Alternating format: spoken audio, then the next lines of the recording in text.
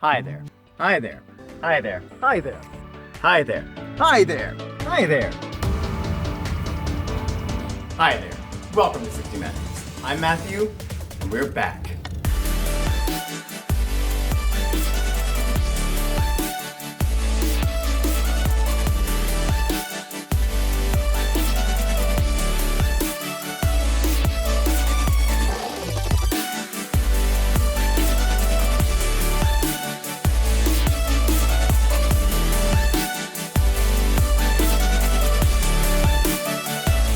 That's right, we're back.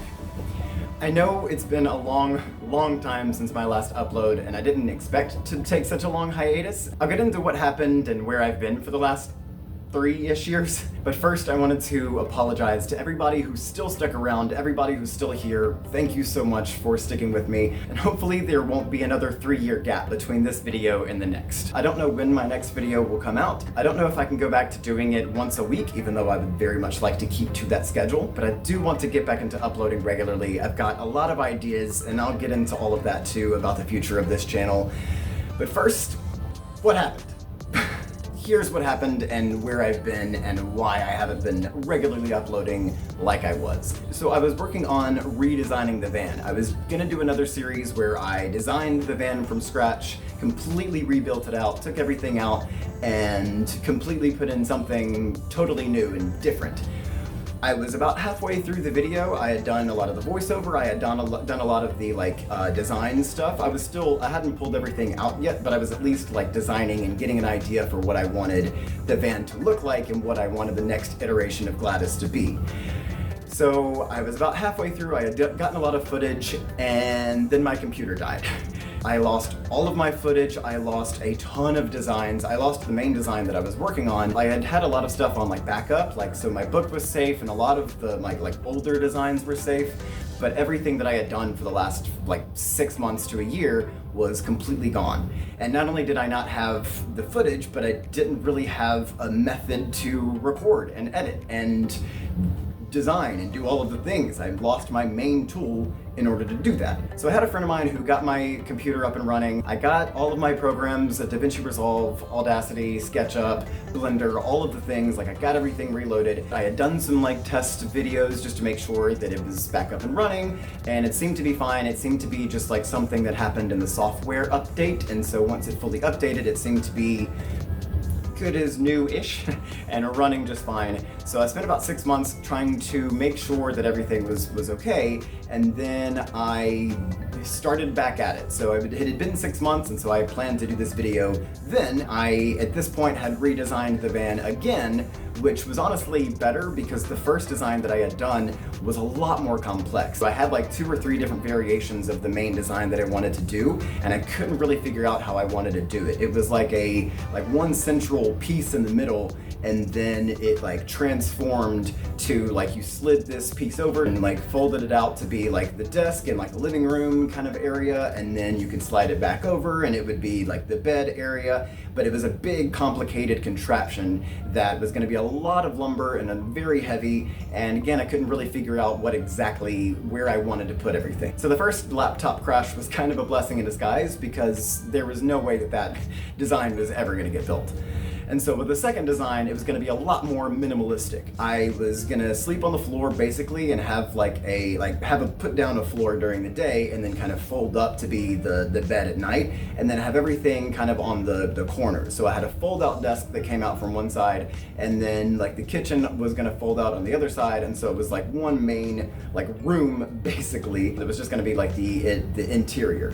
And at this point I did completely gut the van. I took everything out. I was sleeping on the floor anyway to kind of get a feel for how wide my bed needed to be and where everything needed to be. And I, again, was recording everything. I had filmed a lot of my new design. I had done a lot of the voiceover work. I don't know if I filmed myself gutting it, but anyway, my computer crashed again. And at this point, it was very frustrating. So I lost all that footage, all my designs, the same exact thing happened. And at this point, I could no longer trust my laptop to handle running the YouTube channel. I did get it reset and got it back up and running, but I was not about to try and film anything and then have it crash again. And now I was sleeping in a completely empty van. I had like the sink from my last van in there, and then I had the bed on the floor, and so I was kind of stuck. I did have like a little like tablet computer kind of thing that I got like before Chromebooks came out. So I was trying to do stuff with that, but it was like very outdated, very tiny. It couldn't run very many programs. It couldn't run DaVinci Resolve, but I at least got like some kind of video editing software on it. And so I tried to do something with that, but there was just no way. There was no way that this like tiny little pocket PC was going to be able to do what my bigger laptop was able to do. And around the same time, I felt kind of stuck in the van too. I didn't know if I should just go ahead and rebuild it and not worry about filming it and not worry about the YouTube channel anymore, even though I did not want to do that. I wanted to keep it going, but I needed to build out the van somehow. But Gladys is an old gal, and she had been falling apart for a while. The front bumper kept coming off because all the tabs had come loose, and so it was just like duct taped on. The cruise control still works, but you can't like press the button and have it be set. You had to hold the button down in order for it to like maintain the cruise control, because as soon as you let the button go, the cruise control would turn off, and it was like a regular thing. So basically I had no cruise control, and I very much rely heavily on cruise control. So it was stuff like that that was telling me and showing me that I could not contain the van life, or at least that van, for much longer. I was in another position that I was in a couple of years previous whenever I had a van that stopped running, so I could either get a new van for a couple of years or I could completely change course. And that's what I did. I had been in a van for 5-ish years, starting out with Sheila and then moving into Gladys and building that out. I was getting kind of over van life for now. I know that's hard to hear on a channel that promotes and advocates and documents van life. I knew that van life was going to be temporary. That was the entire reason I did it, was because I wasn't committing to this like 10, 20 year long mortgage or project or, you know, thing that was going to be a long time. I knew that I could just buy a van, build it out real quick, and then start the van life. And so I did that. So after 5 years of trying to find showers, trying to find bathrooms, not being able to stand up, still loving my life and still enjoying the van and still advocating for it, but after 5 years, that temporariness started to become a lot more permanent, and I realized like, oh yeah, this is temporary. This was just like a stepping stone to figure out what my next step would be. And not only was I growing more and more just over van life and over living in a dying van, I was also getting kind of over Birmingham. I still love the city, I still love what it did for me, I'm still proud of who it made me, but I was ready to move on. Part of the whole idea of living in the van was traveling. I wanted to travel all around and not be tied down to one place.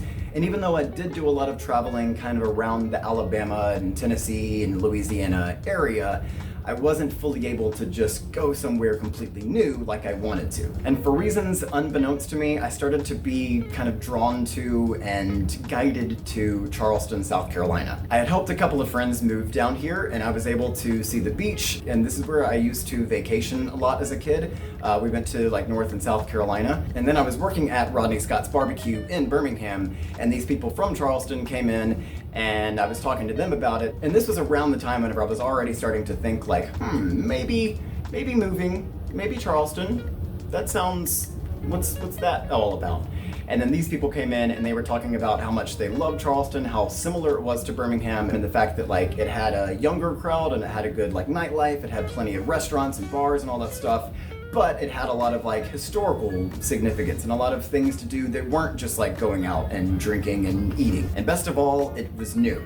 It was traveling, it was getting out of my comfort zone. It was kind of becoming clear that this was my next step. So the original Rodney Scott's Barbecue is actually in Charleston, and I had had a kind of rough day at the Rodney Scott's in Birmingham. So I texted my friend and I was like, hey, I have a job down there if you got a spot on your couch. And he was basically like, yeah, come on out. And so I did. They had an extra room in their house, and so they graciously let me stay there for about 6 months-ish. But they lived like 30 minutes away from the city, and I worked downtown, so the commute was 30 minutes back and forth. And sometimes if it was traffic, it would have been like 45 minutes to an hour. It just was not ideal. So I met a friend who lived about 10-15 minutes away from the city, and so his lease was coming to an end pretty soon. And so I moved in with him, slept on his couch, and then eventually I got a bed and we made a little makeshift room in the living room, and did that for the last month or so of his lease. And then we moved into a 2-bedroom townhouse and stayed there for about a year. It was actually a lot more space than I've ever had in an apartment before.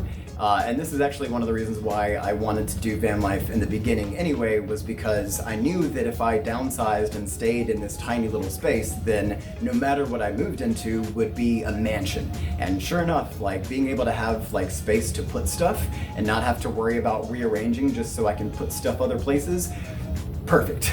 I was able to get this big desk for only $20 from the Goodwill too. It was a steal.